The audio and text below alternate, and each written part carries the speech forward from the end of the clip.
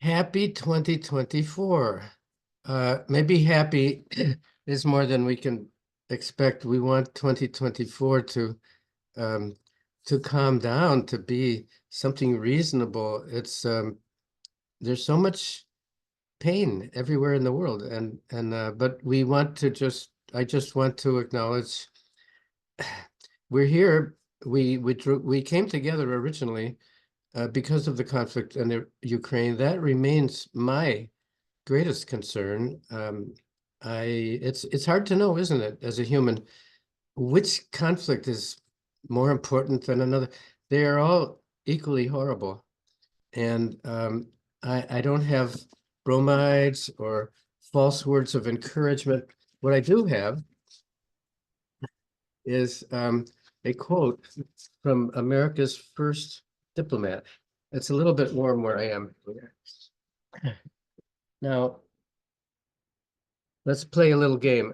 Uh, you're all aware of the defeat of Napoleon in Russia when he stupidly decided to invade Russia, as Hitler did later. And um, the the year 1812 was a key year. Perhaps America's greatest diplomat was John Quincy Adams, the son of John Adams, who was one of the framers of the Constitution. John Quincy Adams, who I think was much smarter than his father, was ambassador. We're talking 1810, 1812. I see something relevant here that I wanted to share with you. He was ambassador to Netherlands, Prussia, Russia, Great Britain. Sometimes thought of as our greatest diplomat. Diplomacy in the early 19th century was something. Let's see. We have to mute. Let's see. Um,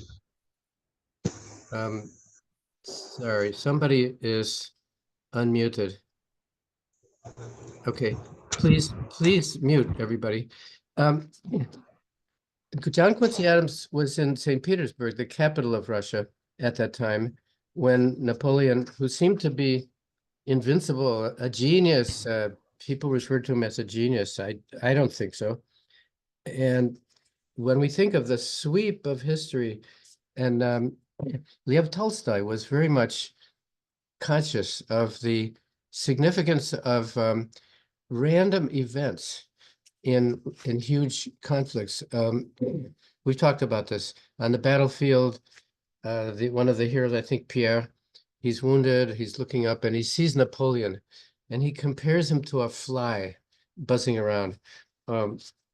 There's the idea, which I would guess John Quincy Adams would share, that because he uses in this report that he sent, I'll read part of it to you.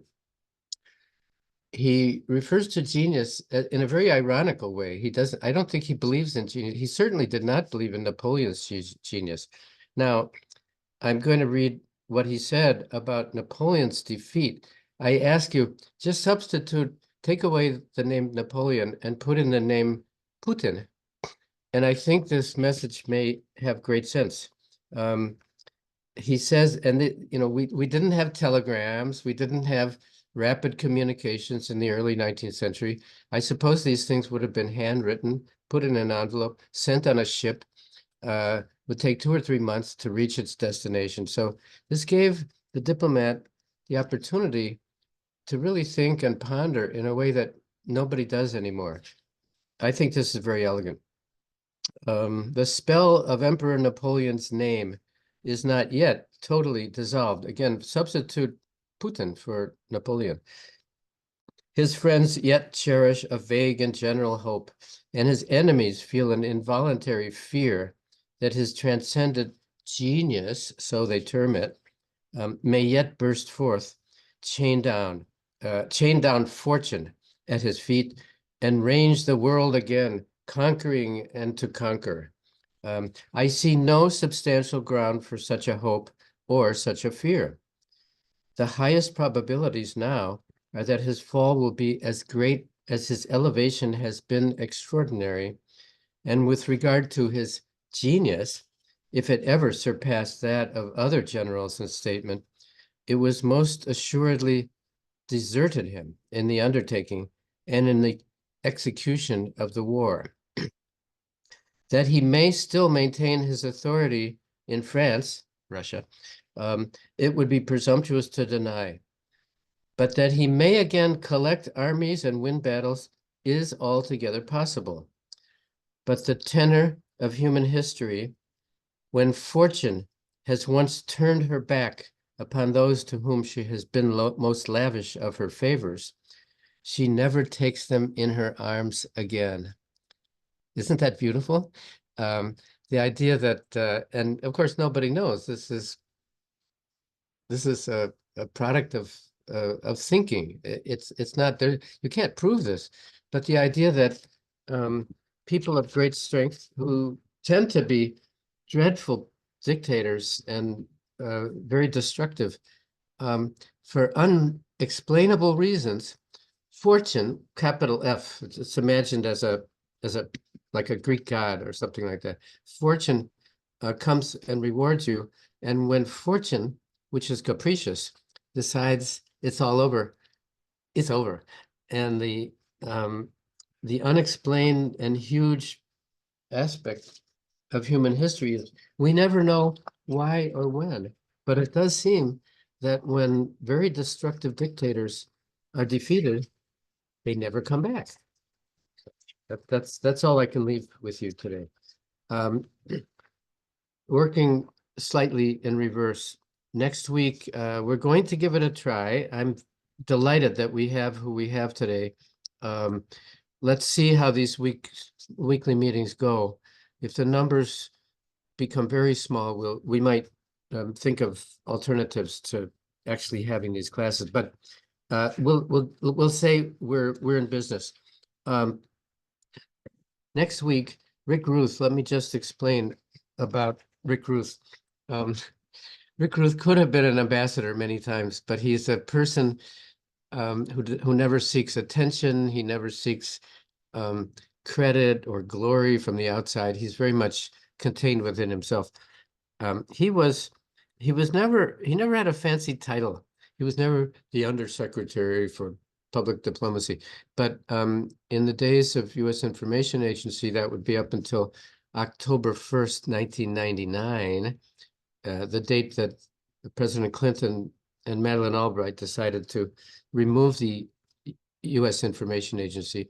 Rick was in the back room. He was the advisor to the political leader of USIA, and he advised him. He represented him in the Congress. He went regularly. We've heard we've heard from a member of an individual who worked in the committees in the Congress. The Congress obviously gives funding, and so the task of Rick Ruth was to go periodically and to explain to the staffers and to the representatives why should they provide funding for public diplomacy. In my opinion, Rick Ruth has more a tactile sense of public diplomacy, what it is, why it's important, and how it works. I believe he knows more about this than any other person in the world, and he will join us next Monday. I have included in your Google Classroom notes a link to a short film. It's 35 minutes, I think. It's done by a cartoonist who draws a caricature of Rick Ruth explaining. The audio is perfectly genuine. It's Rick explaining to an audience of people who do public diplomacy professionally, and he's explaining to them a bit about the history, the importance, the way it functions. And so you'll hear him. You will see the images rapidly come onto the screen. I hope you take a moment to go to that link. After the U.S. Information Agency was terminated, the functions of that agency were put into the State Department. It sounds like a mere bureaucratic shift, but it did have lamentable consequences. The U.S. Information Agency, up until October 1st, 1999, was a place for free exchange of ideas. You could go to almost any country in the world. There would be an American Cultural Center, and they could discuss the successes, the failures, the good thinking, the bad thinking, the challenges of American policy. Again, through no virtue of ours, we seem to be always the center of attention just because of our size. I'm not saying the United States does anything very well, but what they do is very important. And the loss of this function kind of created an atmosphere of propaganda, which no intelligent person listens to propaganda. And then the motif of the endeavor was it was called Telling America's Story to the World. That was Charles Wick, the second last director of USIA. Well, that's nice. Telling. I mean, that's when you think of communication, telling is a small part of communication. Communication depends on listening, reading, speaking, giving absolute freedom to anybody in a room to express any observation or any opinion. There's a lot of criticism of the U.S. now for things you all know about, and criticism should be free and open. Anyway, Rick Ruth, from before, when there was a U.S. information agency, was the person doing everything. He was keeping everything running.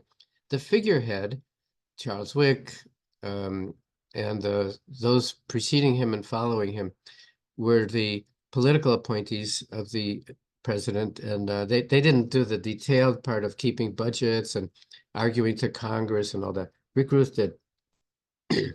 After the conversion was complete and USIA was finished and the functions were transferred over to the State Department, there was a very sterile conversation. What do we do with it now?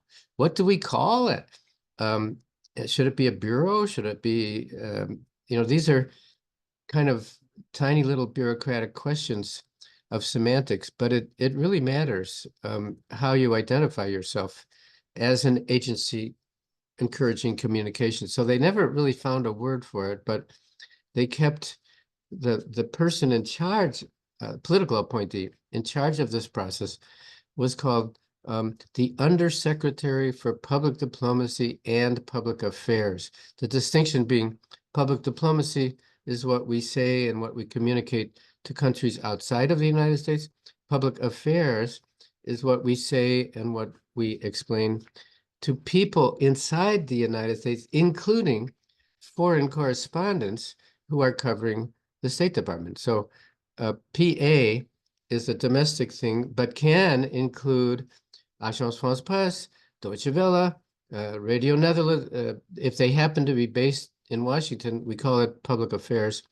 Public diplomacy is what our embassies do, targeted towards foreign audiences. Okay, so they had the name of a director. Now, what do we call the office that he works in? And this is a story I cherish.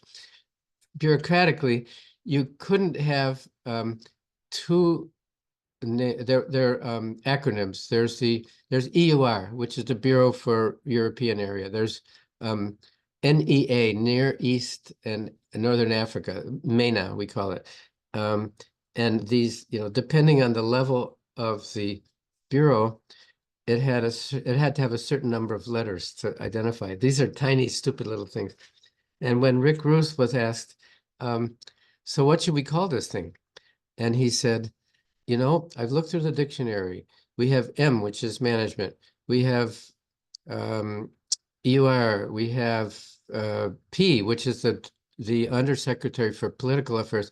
We've used up most of the letters, and you can't use Z, you can't use X. So how about using the letter R? Rick Ruth, my initials. He said, I'm going to call it R unless you object. Nobody objected. So to this day, that whole vast bureau, which is cultural exchange, educational exchange, public affairs, all of that is now just called R. And most people don't know why, but it's named after Rick Ruth. Okay, so he speaks next Monday. He's a wonderful guy. Just wanted to give that little introduction. And if we survive, and I certainly hope we do, to January 29th, then we get Ambassador Beth von Schack, who is the senior most American official dealing with war crimes. She's ambassador at large for war crimes. And as you can imagine, what her work is about, it is about finding in this very complex world of prosecution of war crimes. You know, we have the ICC, the International Criminal Court. Russia's not a member. The US is not a member. I think Ukraine is not a member. The Putin and his individual who was responsible for child abductions has been indicted in the ICC, which is a symbolic thing. There's the International Court of Justice. There's all sorts of bilateral and local and ad hoc. The terrible wars in Sierra Leone and Liberia had their own, and in Bosnia, had their own special tribunals ad hoc. So it's a very complicated question. How do you prosecute war crimes? And Ambassador Beth von Schack is the lead in the United States government in figuring this out. She's and she loves speaking to your group. So I hope people will stay with us at least that long.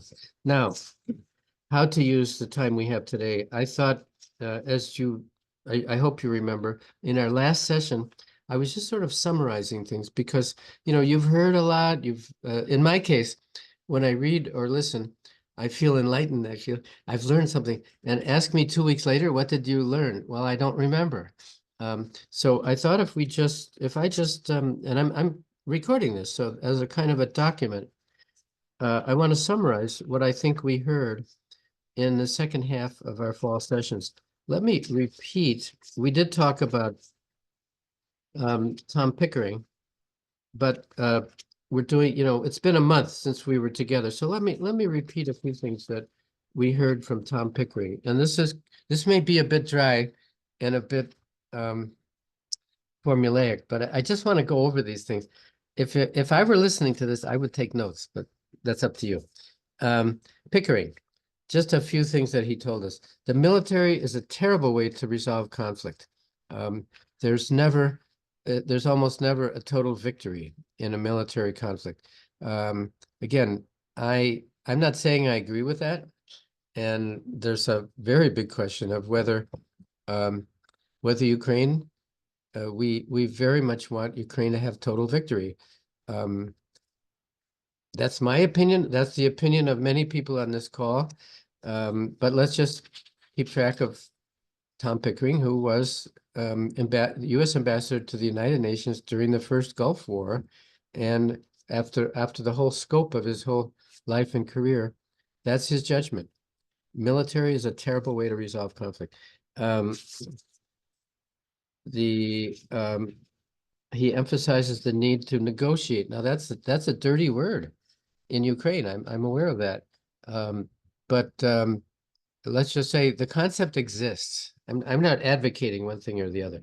He talks about the back channel, which is so important. The back channel, the types of conversations that we will never hear, because these are conversations held in private, maybe in secret, maybe we know that there are all sorts of things happening in Doha, in Qatar, which is a place people often go. This is a tiny country in the Gulf, which has made it possible for enemies to meet away from the attention of the media. And Tom Pickering reminds us that a lot happens in those situations. These are conversations we will never know about. We'll never know that there was a conversation. But in many cases, the actual negotiation does not take place in a plenary situation. It takes place off stage in the corridors, dans les coulisses, the back channel, he calls it, which is, by the way, I think I mentioned this, the name of the book written by Bill Burns, the current director of the CIA. His kind of autobiographical memoir is called The Back Channel. And a lot of it has to do with the negotiations with many parties and Iran in the JCPOA, the Joint Community Plan on, I forget, JCPOA, which was not a treaty, it was an agreement between, I believe, China, Russia, the EU, the United States. I'm probably leaving somebody out, maybe Turkey. And the deal was, as you remember, you stop developing nuclear weapons. We have all your money in our banks. It is your money. We will not steal the money, but we will not give it to you until you agree to stop producing nuclear weapons. John Kerry, the Secretary of State at the time, did a brilliant job at negotiating this, and with success. The agreement stayed until Donald Trump got rid of it. Again, no judgment on that, but it could be that he had reason. It could be that there was genuine information that the Iranians were cheating. They were developing nuclear weapons. Therefore, you violated the agreement. There's no agreement. I don't know the truth on that, and I doubt if any of us ever will. But again, these things that happen outside of attention are, I don't know if any of us will ever be part of such an agreement, but we need to know that that's where decisions are made. Let's see. He did, he was very circumspect, wasn't he? He was very hesitant to say anything, a very strong opinion. He did say the invasion of Iraq in March of 2003, encouraged by Secretary Colin Powell, was a big mistake. This is generally accepted. I cannot remember in recent years any American diplomat or politician saying that it was a good idea to invade Iraq. Everybody agrees. Whether an invasion was justified, that's one question. But once you've decided to invade, did they do a good job at doing so? F minus. The lack of awareness of the Shia presence in Iraq, believing that simply dissolving the Ba'ath Party would solve the problem. No. It created much more difficulty than it didn't solve anything to dissolve the Ba'ath Party, because that's where anybody of influence was. There was only one party. He ended his talk in a very general way. He said, with regard to marriage, education, jobs, he gave us kind of his advice as a sage, as a mentor. He said, have the ability to understand yourself and keep an open mind on how other people think. Now, that seems so simple, but here's a man sharing with us, I believe, his most basic belief. Understand yourself. Sounds easy. It sounds obvious. Not so easy. This takes not only a constant effort, a large effort, but it takes some sustained effort over time, because we all change depending on our circumstances and our age and our individual situations. If you are a student and there's not likely to be a marriage in the near future, your decisions will be what they are.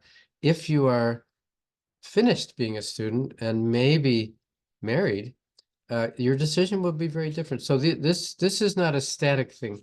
It requires constant reevaluation to understand who you are. What he means is what type of life will be fulfilling to you and will allow you to help the world be a little bit better, which I think is why we've all been born.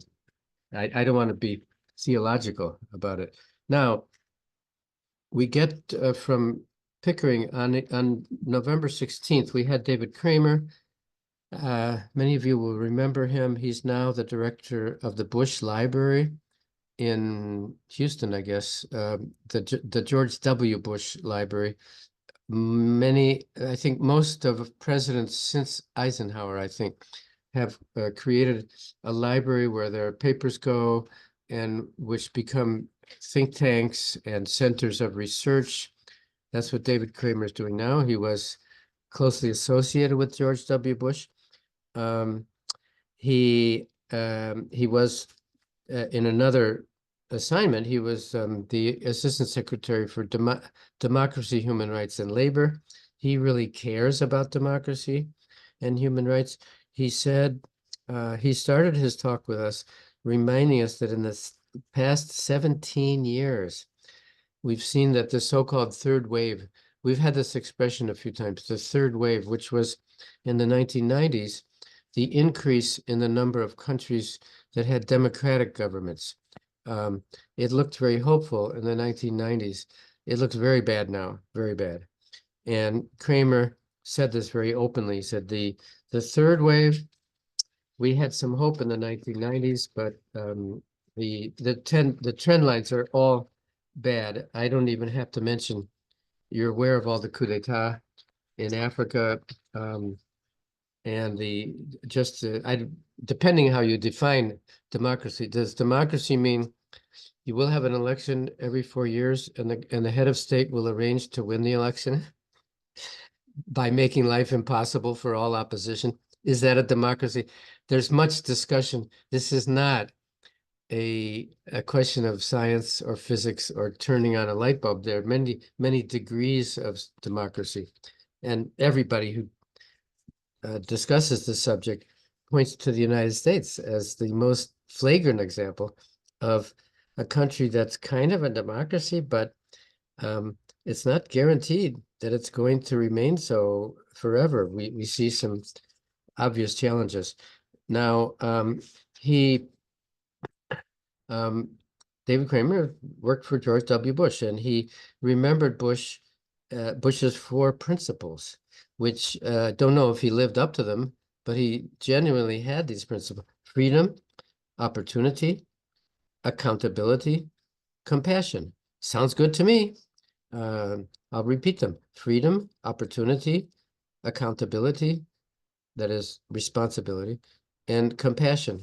I believe that George W. Bush genuinely believed in these principles. You can find many examples of where his actions were not compassionate. Where freedom was relative and such. Anyway, apropos freedom, David Kramer talked about the natural, not conflict, but the natural competition between the public sector and the private sector with regard to freedom. The bureau which he headed, the DRL, Democracy, Human Rights, and Labor, has a congressional obligation to write a full report, usually about 1,000 words, about every country in the world, addressing very specific questions. What was the gender situation? What were the conditions in prison? Did the police have arbitrary arrest powers, or was there some form of habeas corpus? This is a major undertaking, taking every year, and it has a profound effect. Countries that are criticized in the Human Rights Report often complain very loudly. When they're complaining, that's when we know we've probably found the truth. Muammar Gaddafi was very, very violently opposed to the comments made about Libya. This encouraged the civil servants doing this report, because they realized if he's unhappy, that means he probably read the report. So now Kramer spans the whole gamut between public sector, DRL. He was also the director of Freedom House, which is the private side. And there's always a little bit of, there's a very healthy, I would say, give and take between public and private sector. The public sector will always tend to be a little bit limited in their criticisms, so as not to endanger bilateral relations. Freedom House doesn't care. Freedom House will say, Burundi is a mess. It's a better example, Rwanda. Rwanda is a country with an economy and it functions well, but the human rights situation is appalling. It's dreadful. President Kagame absolutely orders extra judicial killings outside of his country, people he doesn't like. And Freedom House will say this, very boldly, whereas the DRL will do things a little bit more restrained. Interesting that our friend David Kramer did both sides. I think that's a great opportunity. Let's just remember the acronym MAP. We all know about MAP, right? It will be relevant to Ukraine at some point. Membership Action Plan, the MAP, which is the document and the agreement that comes out of discussions in countries that want to be members of NATO. MAP is related to NATO. If you are applying for membership, and we don't know, I certainly hope that Ukraine can someday be a member of NATO. It won't be tomorrow, but in order to get there, the process is called MAP, Membership Action Plan. Now, on November 20th, we had Professor Marcy Shore. There too, I'm not claiming any originality here. What did she tell us? When she introduced herself, she said, "I am rootless. I am stateless."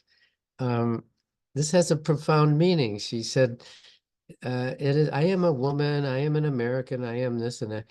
But as an intellectual, I try to transcend all of these categories. I'm more emotionally and psychically attached to the world rather than to my immediate surrounding. Now, you can try being like that. I don't think any human can quite succeed.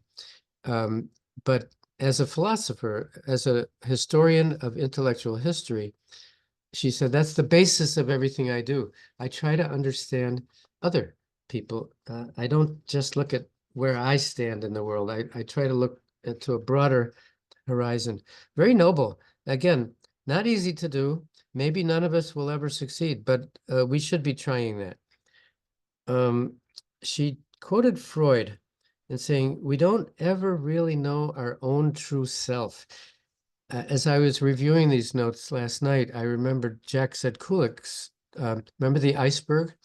7/8 of it below the surface of the water, which is where the real feelings and cultural derivations are. You only see 1/8 of it. And he told us when icebergs collide, they don't collide above the surface of the water, they collide below.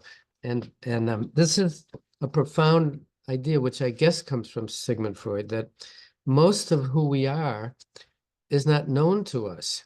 It's subconscious. It has to do with certainly with our upbringing and the accident of birth and the things we dream about at night. Things that if I ask you now, you cannot tell me because you're not aware of these very deep sources of identity. And Marcy Shore referred to that we can never, ever really know our known self.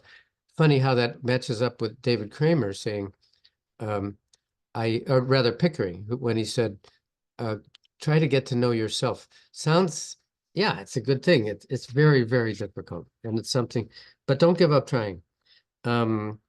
Let's see, much is submerged in the unconscious, says Marcy Shore. She's not a psychologist, she's a historian.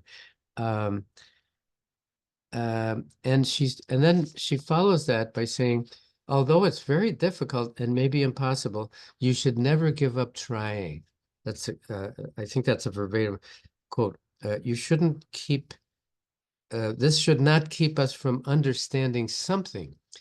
If we cannot understand entirely our own subconscious and our values, which lie deeper than our ability to articulate them, keep trying, keep trying. The philosophy of the bridge, the importance of this very powerful symbol of the bridge, uniting neighbors often despise each other and have conflicts, and being a neighbor among human beings is very often a bad thing. But try to construct bridges. I don't know if it's possible to do this between Ukraine and the Russian Federation. I can't see it happening during this generation. But take another area of the world. Take the warring factions in Sudan. You know, Sudan had a democracy for 3 years, and then they had this ridiculous coup d'etat, and that's bad enough. But then now there are two warring factions killing. There's 7 million. I know that doesn't impress a Ukrainian, that number, but 7 million people displaced. The Russian Federation, FYI, has been supporting both sides of that conflict. How crazy is that? How cynical. Evidently, the reasoning is of these two factions killing each other in Sudan. If one of them wins, they will thank us because we've supported both sides. That's cynical. That's so. Marcy Shore reminded us of the deep importance of stories as a way of remembering content. She is a philosopher, but she tends, do you remember her memories, her observations tend to be very personal. They're not abstract. She doesn't use constructivism and real, I mean, she doesn't get into that. She thinks more about what is it that human beings go through, and what she's all about is maintaining friendships, and she has many in Poland and Ukraine, in Czech Republic, and these friendships are what she's all about. So she talks about something she calls real people. These are people you actually get to know. Let's see. She quotes Hannah Arendt. Hannah Arendt, fascinating character, came from Europe to the United States in the 1940s, I believe. The boundlessness of human interrelations.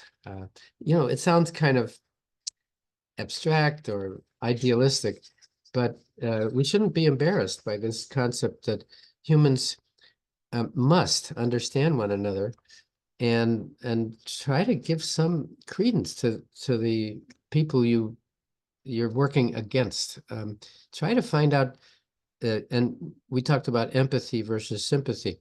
I have no sympathy for Vladimir Putin, but I know that only through having some empathy can I hope to defeat him. I need to know what's he thinking. That doesn't mean you agree, but we call that empathy.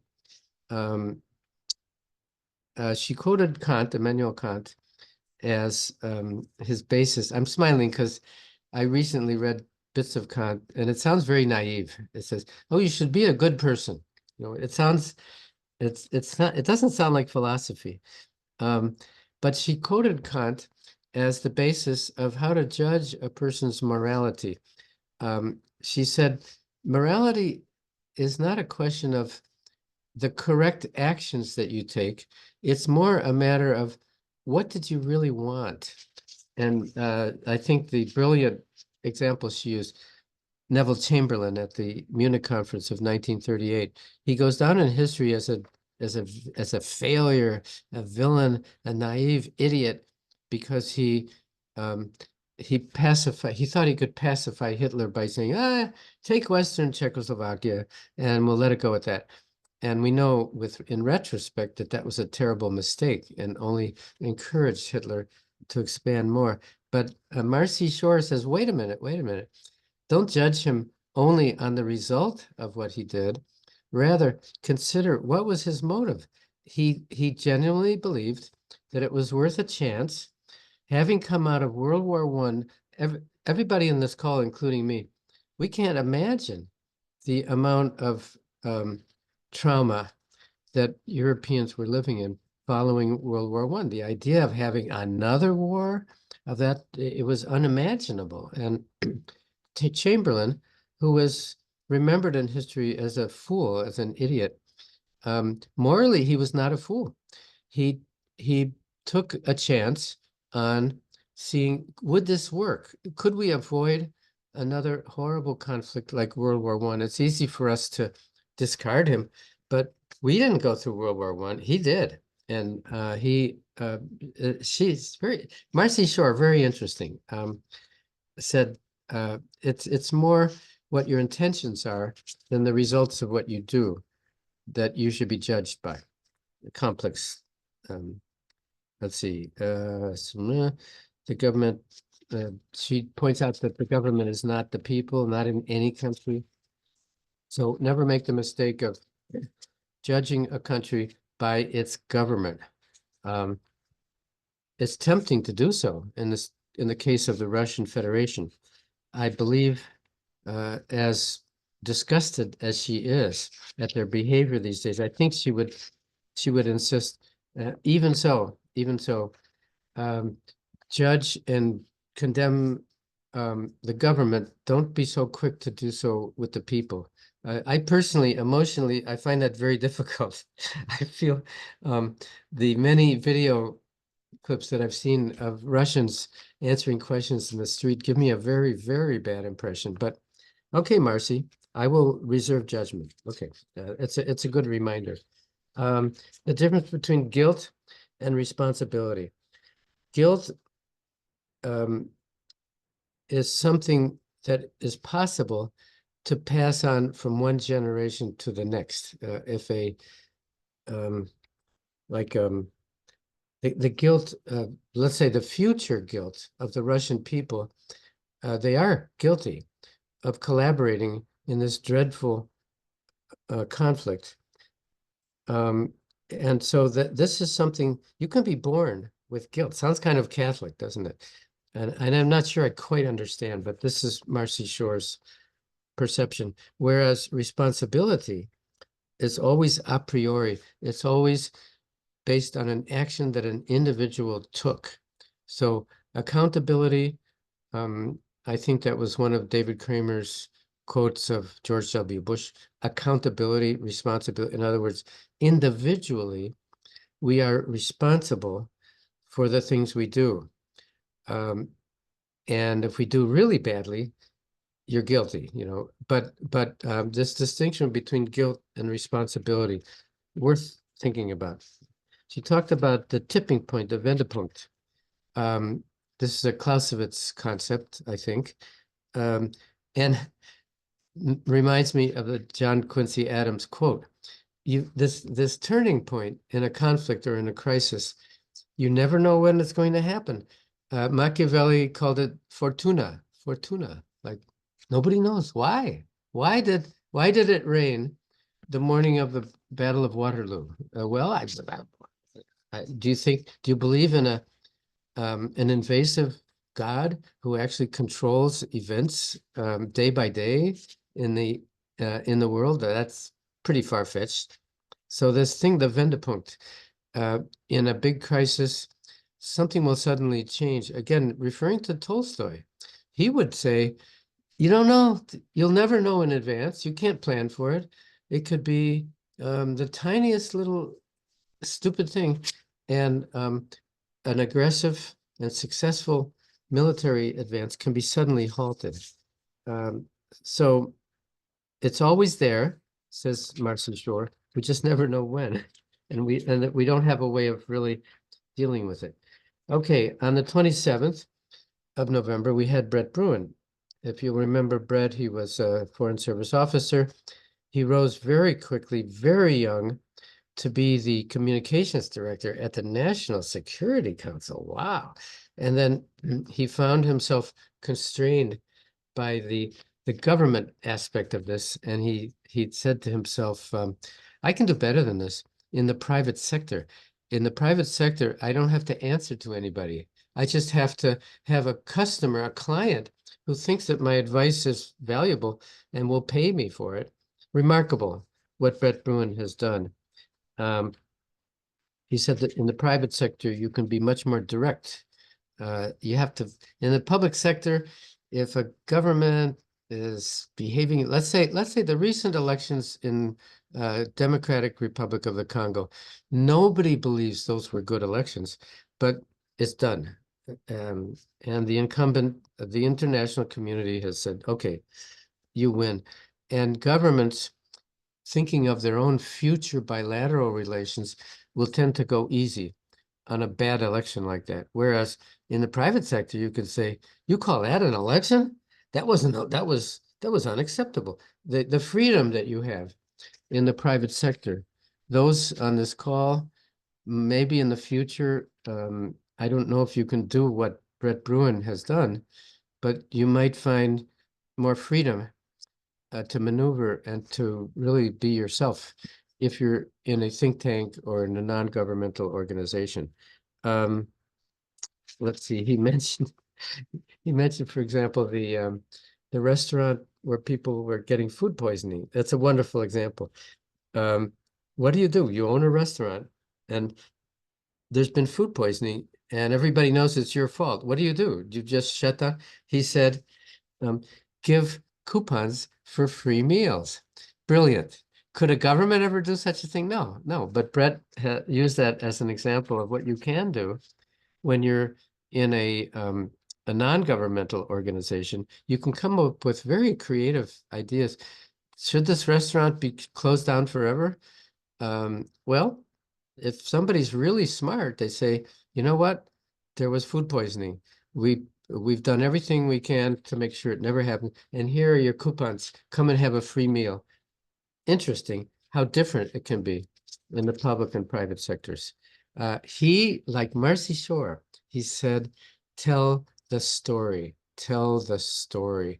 People remember things not from abstract names, constructivism, realism, doesn't mean anything to most people. To tell a story that based on a true individual or group of individuals will always have a greater effect and will be remembered easier. What else about Brett? Let's see. Oh, tell the listener that all governments make the mistake of saying the things that they want to say. People don't listen to that. We want you to know that we are the victims, or that we want you to stop behaving in such a way. Those messages never get through. Rather, tell the listener what you think the listener wants to hear. I'm not saying distort and lie and mislead, but when you're communicating with a human being, imagine what that human being is likely to believe. Not it may not be the truth, but if you simply say I'm right and they're wrong, people don't listen. So think rather of what the listener would be willing to hear. He said wants to hear. I would say would be willing to hear. For example, the New World, no, the Liberal International Order. Many of you wrote wonderful papers on that topic. Um, if you talk to individuals in countries that are not liberal and that are not tied to the international rules-based order, don't just tell them to do so. They won't listen. It was a good example. He actually said the liberal international order. If you're part of it, and if you want other countries to be part of it, don't just tell them so. It won't make any difference at all. You have to tell a story. This is not easy. The art of communicating. When you have an objective, can you define what is your objective? His phrase for this was, what is the end game? You may never reach the end game in a struggle, in a challenge, but you must begin by being able to imagine and articulate what is the end game. If you want to reverse the decline of the third wave, and encourage democracies worldwide, what would come of it? If you have, I don't know, maybe 120 countries or maybe 150, which are not democracies, what would success be? You can't get all of them. Maybe you could get 2/3 of them. Be realistic about your objectives. Again, those two speakers, kind of two pieces of a triptych. Marcy Shore, Brett Bruin, communication, communication. We're talking about things that can and must be done short of military conflict. We're not really being trained in this experience to be successful in a military conflict. There's all the rest of it, all the the communication, the persuasion, the backroom communication, which leads us to Max Bergman, who joined us on November 30th. He talked about sanctions. Now, sanctions is in that middle ground between merely communicating and using military. And Joseph Nye has the three categories: hard power, smart power, soft power. Hard power, that's military. Soft power, that's cultural exchange, educational exchange, and dialogue with people. In the middle is this thing called smart power, which is not kinetic, it's not lethal, it doesn't kill people, but it's one level up from soft power. And normally we would put economic sanctions in that category. I learned a lot from Max Bergman. There were and you asked wonderful questions of him, because um, I think he was very honest about sanctions don't really change the behavior of terrible dictators like Putin, but what they do is they create a deterrent to others who might consider being bad leaders, and it might say, "Oh, the EU sanctions on Russia did not impress Putin, but they might impress another potential dictator." He did say sanctions are not a wonder tool. Don't expect miracles from sanctions. They are what they are. Um, he said the advantages are no dead soldiers, no cost, and a much more indirect process. It doesn't require money from a budget. It doesn't require people going out into a battlefield and getting themselves killed. Smart power is smart, and it's the best alternative to hard power, which always has terrible consequences. Um, he does have he had I think a very balanced view. He said, "I'm optimistic. I think sanctions can be useful, but they often fail, and you need to just accept that. They do the value in them," he said, "is in deterring other people. If Kim Jong-un sees um, sanctions against Russia, he might be more inhibited in his bellicose behavior and testing missiles over the Pacific Ocean near Japan to intimidate Japan. This is terrible stuff. And sanctions, huge sanctions against North Korea. Maybe we don't know.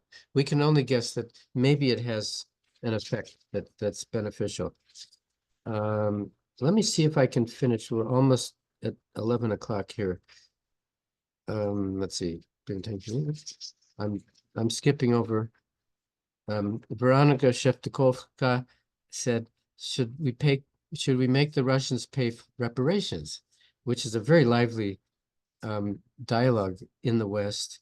And Max said, morally, yes, but experience shows us that there can be backlash when we seize the assets of a country that's behaving badly, because later somebody else could do it to us. So it's the initial tendency is, yes, let's nail them. Let's take their money. We have their money. We have many of the oligarchs' money in Western banks.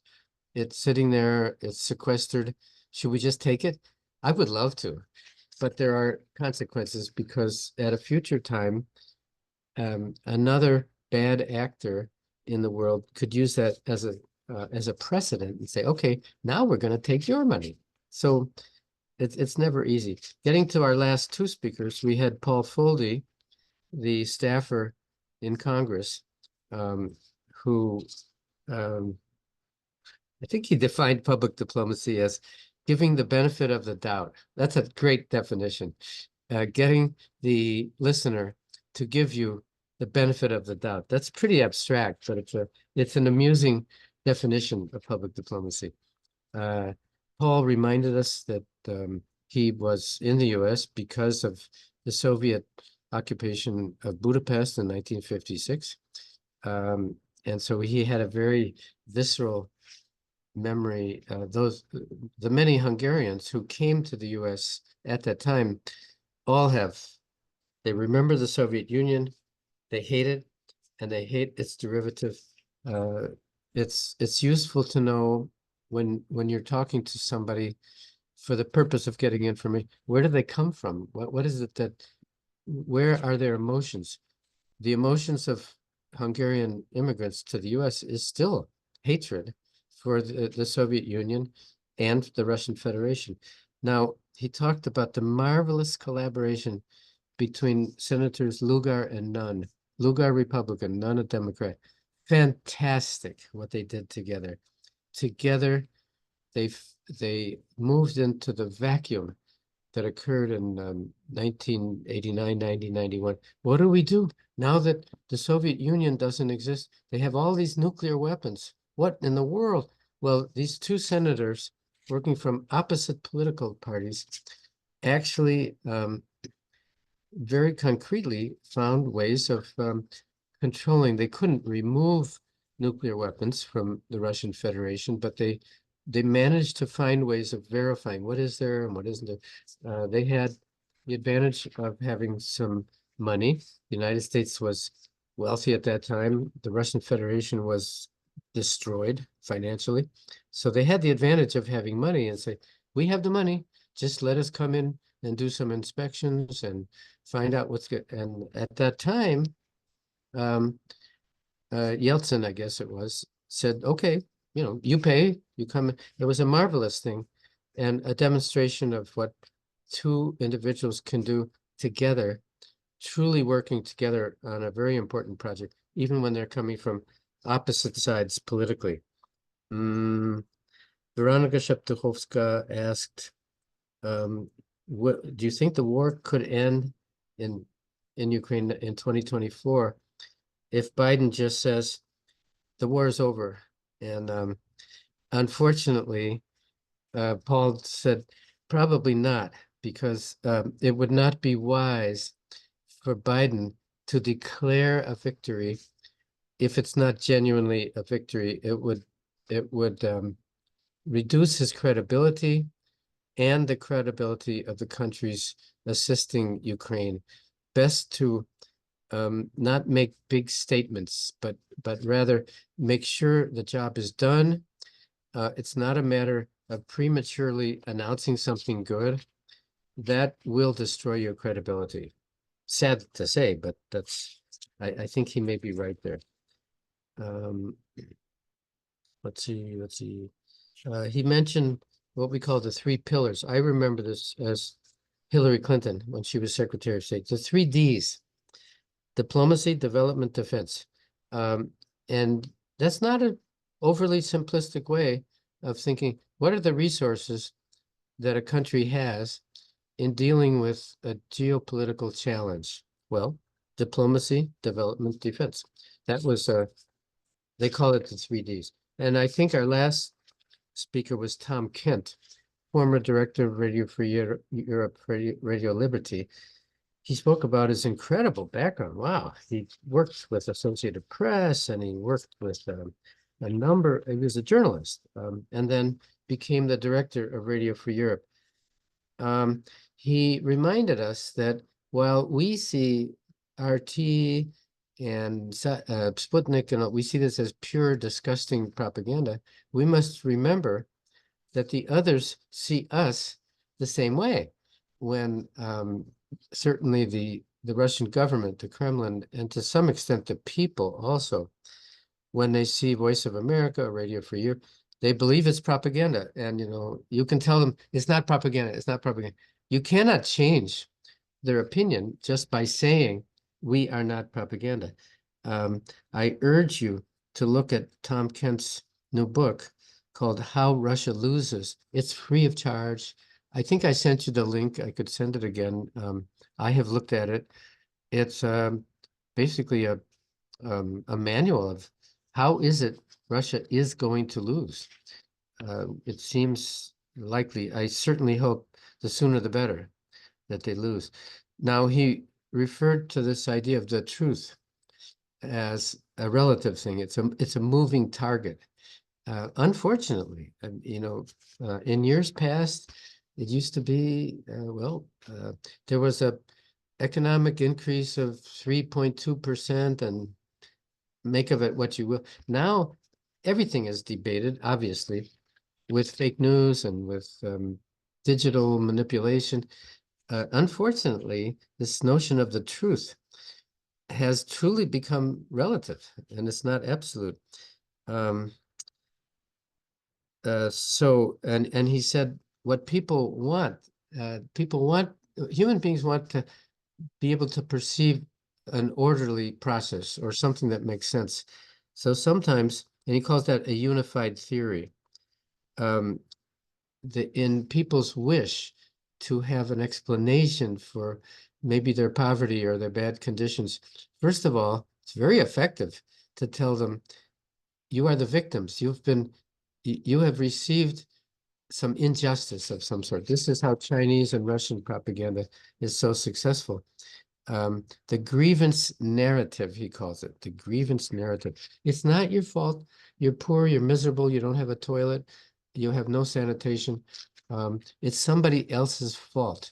This is a message that has profound success in places where people are confused and their lives are not comfortable.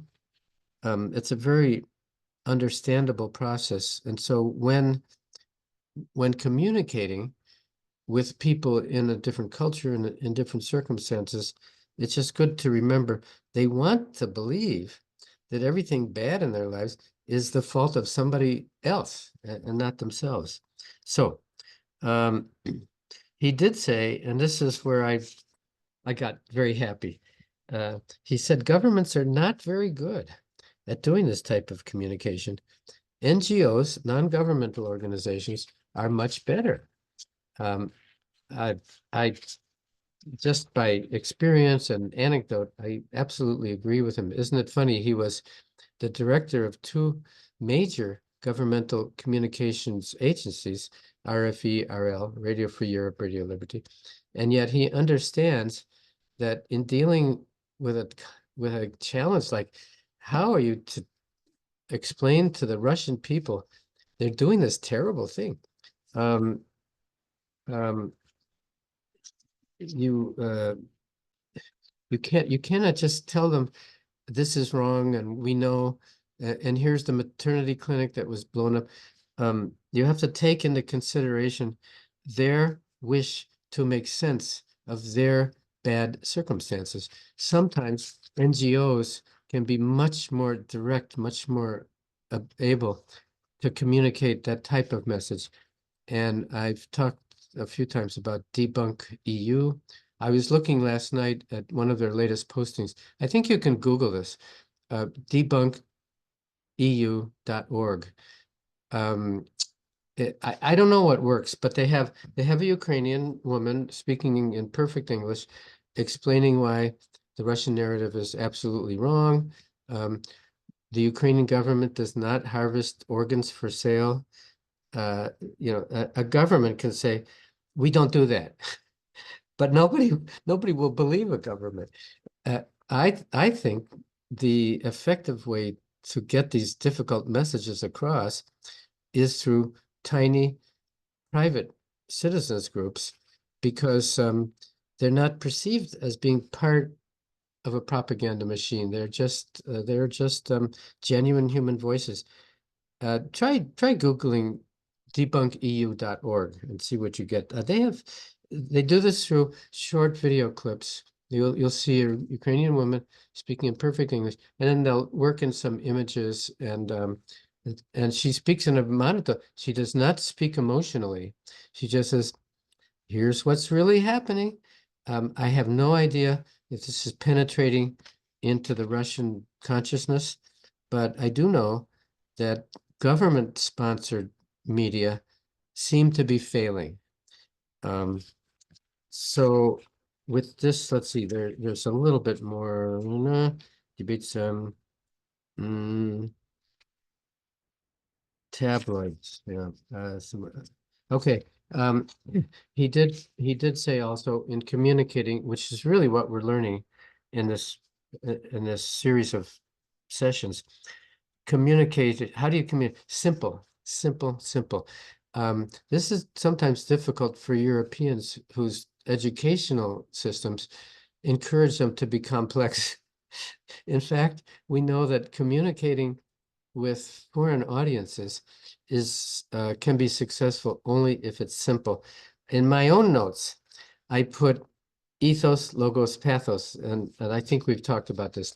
Aristotle, nobody has come up with a better model than Aristotle. We have to go back over 2,000 years. Ethos, the ability of the narrator to establish credibility. Now, when John Kerry worked with his speechwriters, he always asked them to find an anecdote which would be relevant to the particular audience he was talking to, not an anecdote about himself, but rather when he went to the Normandy invasion sites and one of these celebrations, memorials, he said, find me an individual who was there in June of 1944. And they did. And he said, Madame Dubercy, we know that it was a terrible day for you. And this is, we call this ethos, the establishment of yourself as a credible part of the communication. Not simple. I mean, not simple to do, but very simple in succeeding in establishing credibility. That's ethos. Logos, obviously, the use of words, the use of logic. If this, then that.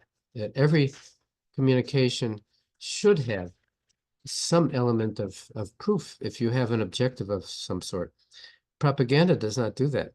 Propaganda uses the third Aristotelian element, which is pathos, which is not pathos in English. Pathos is the use of emotion, which is perfectly legitimate in conveying an idea to a resistant audience or a foreign audience.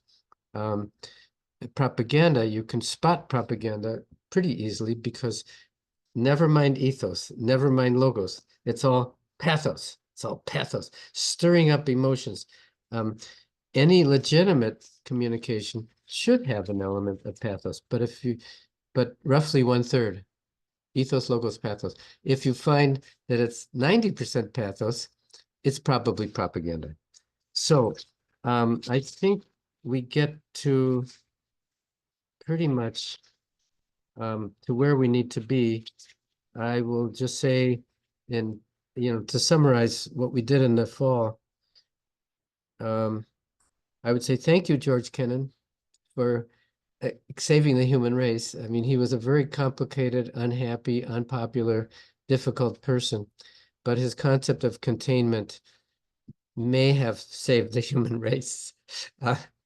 And I mean, there's so many ironies here because he was seen as a dove by hawks and seen by hawks as a dove. He was misunderstood. When he wrote about containment in 1944, 47 is when he published.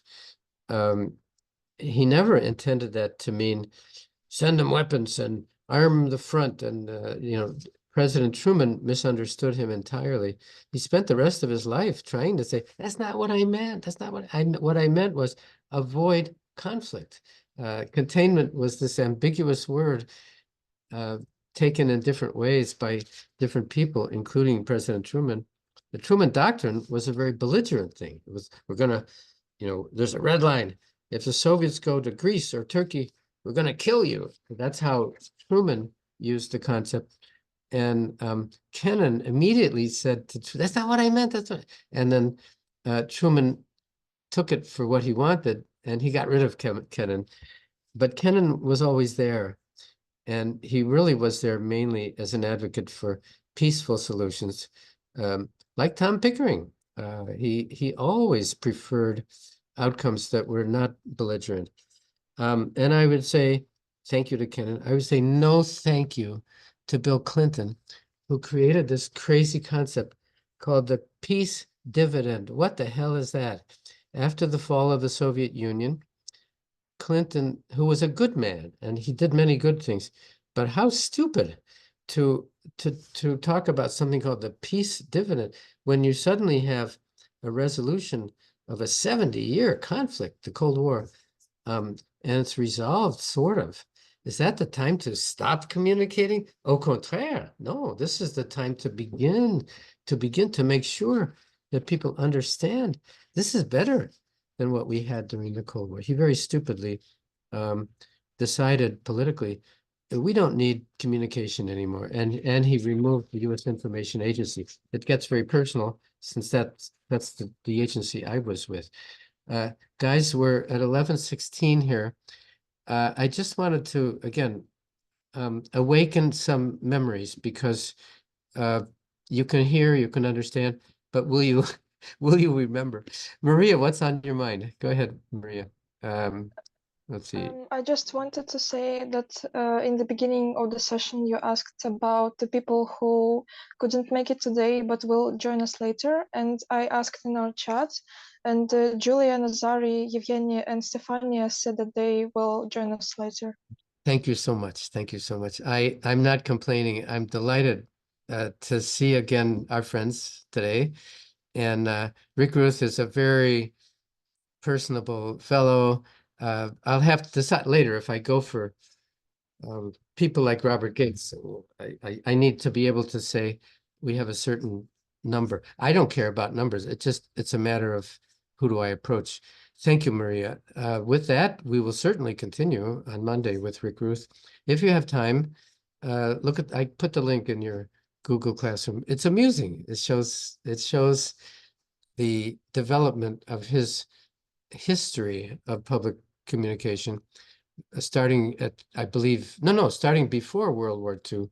You know, who did what and how did this develop and what is it for citizens to communicate with other citizens under being funded by governments? Public diplomacy is not purely people to people because somebody's paying for it and there's a purpose.